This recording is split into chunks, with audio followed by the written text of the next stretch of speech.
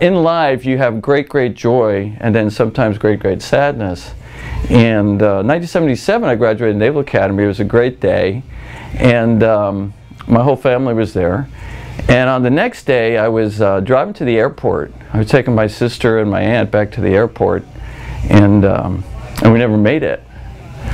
You know, there I was 21 years old, I was driving a car, just a regular trip to the airport, and you make a left turn, okay, you know, next thing you know, you're going to drop people off and they're going to get on their way, and something happens. And that day something happened. I still can't explain it, but when I made that left turn, I got in an accident. A tractor trailer drove through us. Real bad accident. I still don't know how I got out of the car. Unfortunately, my aunt did not get out of the car. She died on the scene. And my sister, who was 28 years old, my aunt was 54, was medevaced out. They got her out of the car, the emergency personnel, and she went into trauma surgery at Johns Hopkins, probably one of the best places, but it didn't matter. She suffered some severe eating disorders. She had a very weak heart, and it wasn't in God's plan for her to make it, and she didn't. So then you're sitting in a hospital room less than 24 hours after graduating from the Naval Academy, and you're reading a newspaper account of what happened in the accident you were in. It's a real surreal feeling.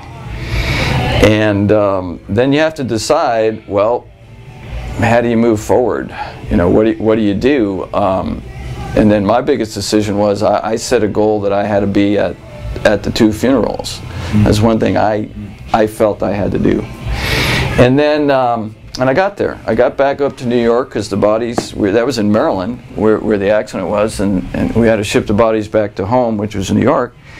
So then I found myself at a church giving a eulogy for my sister, and I felt that there was a remarkable outpouring. There's people that just come from everywhere to help you out.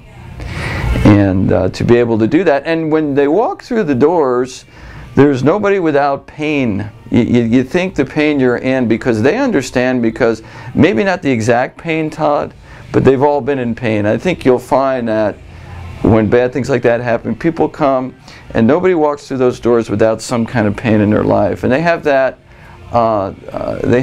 in common with you at the time.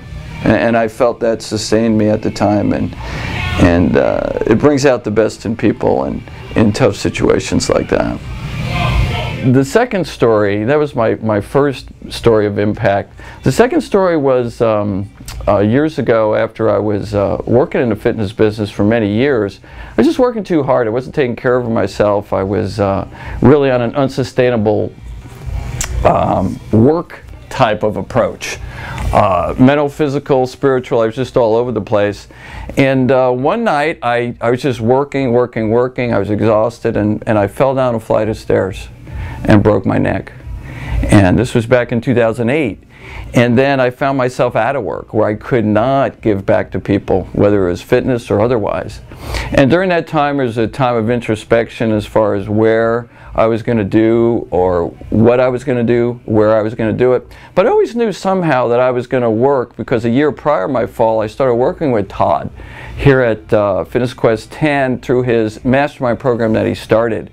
And that really gave me kind of a purpose to kind of switch my energy from doing sessions and physical training to a little bit more coaching, mentoring, and things like that. Well, I fell down a flight of stairs, Todd, and then I broke, I basically blew out 2 discs, C6, C7 in my cervical area. So then I couldn't move my hand, my left hand in specific, so I had to have surgery. I have 2 plates in my neck, and then I had some rehab.